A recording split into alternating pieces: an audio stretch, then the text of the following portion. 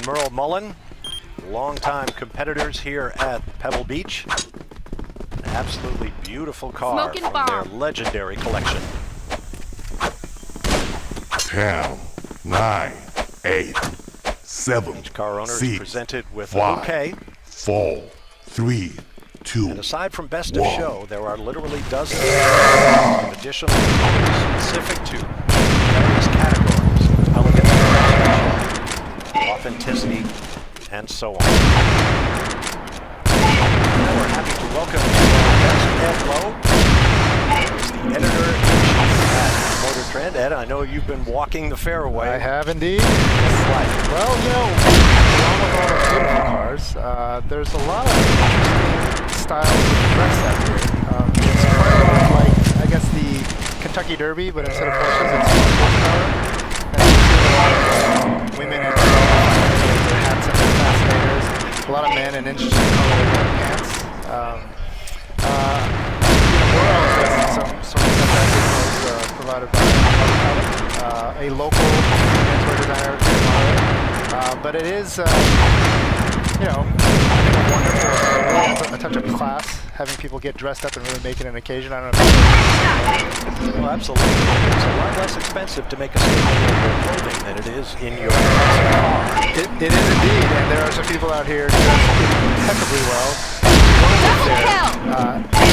Ultra kill! This is slightly different because normally at a racetrack bar you're not dressed up in your finery, are you? Because it's hot and dusty and or raining and cold, so you're dressed for a purpose, not to show off your finery. That's right, and our finery, as mentioned, comes from Robert Talbot, a program, and we're grateful to them for that. Yes, yes indeed. And it's one thing too. The weather is so variable out here that it's important that you dress for the occasion, try to dress well, but also dress warmly. So I think we're very lucky this year that it's a little cool, but we're not out here sweating under the hot sun like we were last year.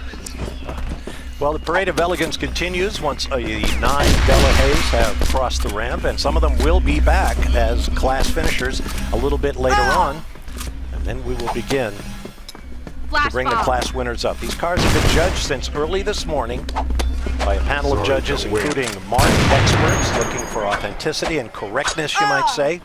And then the honorary judges are looking for that indefinable essence of elegance in design and style and preparation. Very patriotic car, that one, with the French tricolor on the grille there. Delahaye, one of the great French brands, founded in 1894 by Émile Delahaye. And you know, the French were the early leaders in the world. In 1904, when the US overtook them, they were the world's largest maker of watercolours. So a very proud history with these cars. And I was staggered to discuss with you earlier the fact that there were so many hundreds of automakers. I mean, your average classic car fan, how many could you name? And yet there were hundreds and hundreds of car companies. It was like the early equivalent of the dot-com boom, if you like. It was analogous to that. In between 1900 and 1905, there was something like nearly 500 car companies started. And in 1908, when Henry Ford launched the Model T, put the world on wheels, there were still 250 automakers in the world. So, you know, a lot of experimentation, a lot of innovation, a lot of ideas trying to see that today with some of these cars. Back then they were making rules as they went along. Some succeeded, very many of them failed. That's why we can tell you, no matter how well you know the classic cars, if you come to the Pebble Beach Concours d'Elegance, you will see something in the metal that you never knew existed. Now, Johnny Lieberman told us who he sees as the runner for Best of Show. Ed, do you have a favorite? You know, he mentioned the Delahaye. I don't know which of the beautiful Delahaye's out there he thought. I think this one might be the one he's talking about. I actually think it's probably the Morgan. I've heard a lot of people talking about that vehicle. I walked by it myself and saw just tons of people taking pictures of it, glowing, resplendent. But seeing this one out here, very special vehicle. That was the car indeed that Johnny picked, and it's a style to the types of cars that do well here. And it's these cars with this wonderfully extravagant body weight, used wheels as a Fagonia Falashi trademark. imagine what it must have been like to drive down through the streets of Paris in 1938 in a car like this, when most cars were small and grey and boxy. You swept down the street like this. And then things changed so dramatically with the onset of World War II. But that's another story. Right now, let's get another pick from Alan de Cadenet. I have to say that there's nothing wrong with that beautiful red 165 Delahaye. It is a truly magnificent car, but never ever 10, underestimate 9, 8, Peter and Merle 7, in their 7, delicious 6, Delahaye as well. 5, Peter Mullen has 4, won this show outright 3, on, I 2, think, 3 occasions. 1. He is the French car bodywork specialist of the world. Smoking bomb. He's even been given the Légion d'honneur by the French services to the whole genre of French bodywork. And that you've got the right wheel example we saw going over earlier. I would say he's going to be definitely a contender for best of class without any doubt. All right, thank you very much, Alan. Now, moments ago, our Johnny Lieberman spoke with the CEO of Cadillac, Johan de Nysschen. Listen in. Sitting here with Johan de Nysschen, the man behind Cadillac. How's your Pebble Beach going? Well, it's always a terrific place to be, and as we are showcasing the new Escala, it's even better than usual. So can you tell us about the Escala for a second?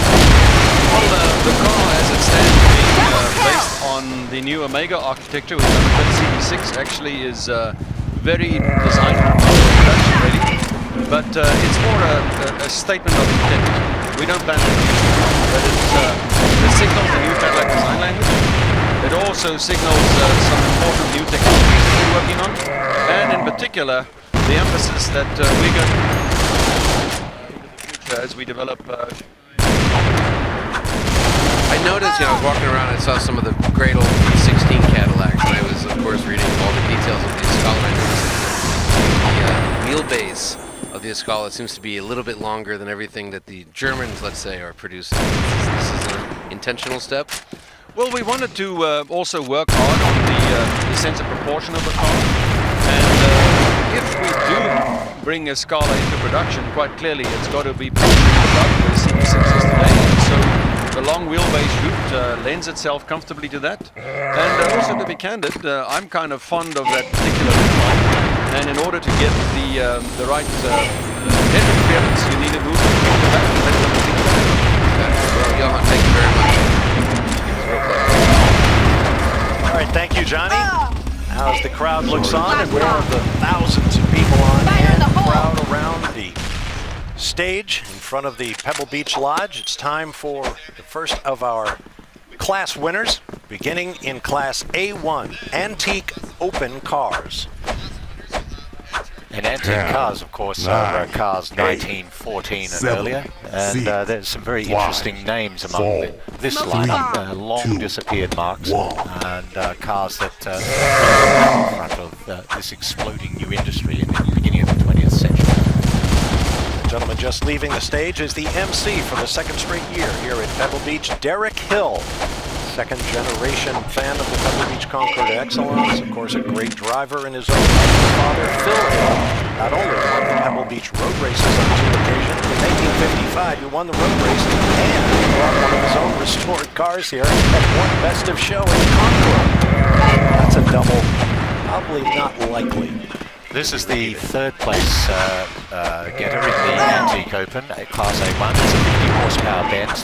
And back in the day, this was a very expensive car. It cost nearly $8,500 when a new Model T was under $700. It's got a 6.75 litre 4-cylinder engine. And it was ordered by Chicago Railroad and went down with the Titanic.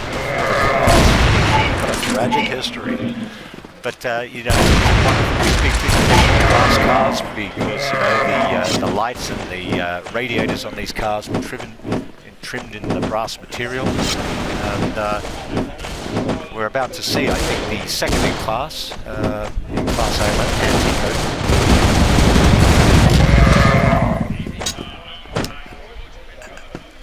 So we've gone from the big Benz to the little Peugeot Bebe, which is obviously a small car. What's interesting about this one is that this car was designed by Ettore Bugatti, who of course went on to fame with his own company, and this car, the prototype of this car, this is a prototype was first seen at the Paris show in 1904. 4-cylinder engine, 10 horsepower, and it would reach a dizzying 40 miles an hour. It is absolutely tiny, and you notice the cars are all being driven across the ramp. That's one of the traditions and regulations, in fact, here at the Pebble Beach Concours. Your car must function. It must be driven up onto the ramp in order to be eligible for a prize. Here comes the class winner. So yes, the first class winner, and this car is, of course, contention for our Best of Show award. It's won its class, and this is a 1911 Mercedes 70 horsepower Van Buren 7-passenger touring. Now that's quite a mouthful, isn't it? Absolutely. This was actually ordered by nephew of Sam Colt, who built the legendary 6-shooters and firearms. It has a 9.8 litre 4-cylinder engine developing a massive 70 horsepower. And the brakes are not on the wheels, but on each of the 2 transmission shafts, as well as the rear wheels. And this car was actually in France, and when the World War I started, Colt left the country and left the car behind. It was used by the French Army, a fascinating bit of provenance. And so now we move on to our second class, the antique closed cars. Fresh air motoring in these beauties. Exactly what it says on the tin. These cars they have large, something more like stately homes on wheels. You know, these massive great roof lines, very in those days you certainly rode in comfort, lounging back at the salon seat. Yes. Interesting enough, with some of these early cars, the chauffeurs sat on the leather. The imported cars sat on the cloth, because some of the cars the chauffeurs want cloth seats. That's where leather came down. Ironically, here we are, decades later, leather is now perceived to be a luxury item. Back in the day, that's what you showed the saddle. Absolutely, it was the best material available for the process. And it's interesting to note that many of these cars have custom bodies because that was the way you did things. You bought a chassis with the appropriate engine, and then you had someone build a body for you. In that previous open cockpit class, there was a body built by a lamp maker in New York City. You just took your craftsman where you could find them. Exactly. So this car, the 1912 Delaunay Belleville, the company was formed in 1903, and one of the company principals was involved in the making of boilers, and you can see the echoes of that in the round radiator. It was one of the defining features of that car. Company customers included Tsar Nicholas II of Russia. Only 40 of them at one time, we are told. It was a very luxurious brand. Now this is a bit of a surprise. This is the 1911 Osborne Limited Series 27 Clark. This is one of the cars that the insiders here at Pebble Beach picked as a car to watch for a Best in Show contender, but it's only finished in second in class, so it's not going to make it. That's right. Once again, you must win your class to be eligible. This car out of the Nethercutt collection. Jack Nethercutt, I've had the pleasure of hosting a show program from the Nethercutt collection. Fabulous collection of cars in Somar, Arizona. Connecticut. California. I knew it started with a C. But in addition to cars and automobilia, the Nethercutt collection includes an amazing gathering of locomotives. Really full-on locomotives. That thing's almost the size of a locomotive. That car is 8 feet tall and 7 feet long. It's the largest car in America. Best value if you're paying by the pound. And here's our winner. The winner in Class A2 Antique Closed, the 1915 Pierce Arrow 48 Coupe. Of course, Pierce Arrow, one of the great American brands, started in 1909 and ran through the mid-1920s with this particular model. And one of the distinctive features was the headlights on the Pierce Arrow. They're stuck at the front of the fender there. Pierce Arrow actually was based in Buffalo, New York, of all places. And, very, very successful automaker right through to 1938. So they 40 tons, spark tons, camp trailers, and motorcycles, bicycles. Very diversified. Smoke and bomb. So that's the class winner, class A2 and closed. 10, So we're about to 9, see 8, 7. Right now, we'd like to welcome to the set Micha Borka from Lamborghini. Welcome. 1. Hello, welcome. How are you doing? I'm having a great time here. It's very fantastic. You can tell from your smile that you Why not? I'm a product designer, so it's inspiration. It's unbelievable, yeah. Old cars, new cars. fantastic launch to lots of Lamborghinis here this year with the Miura being honoured, 50th anniversary. Yes, we've got we had like last year, and it's a fantastic collection. What I heard is the biggest amount of Miuras at the moment here in California. All time, even more at the same place that they had in the factory. So it must be very, very hard. Yeah, great being the designer for Lamborghini, but how do you follow up a car like the Miura? You always feel a little bit threatened by the past history that a car so beautiful, so gorgeous, carried the Lamborghini badge, and you have to follow on from that. I mean, the fear, let's say we have always the pressure to do something new, yeah? And especially a fantastic brand that, of a large company that is having such a great history of cars. It's always, let's say, a pressure for us designers. But the most important thing is to stay really cool, and especially with the team, to say, don't put too much pressure on you, because then you can do the best work that you can put out there. Oh, great.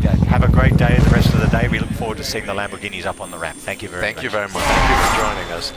We moved on to the American Classic Open category. We saw the 36 Pierce Arrow Country Club Roadster from Samuel Lerman in Palm Beach, Florida. His 1932 Auburn 12 160A Speedster, Ted Rummel of Wayne, Pennsylvania. Bought it here.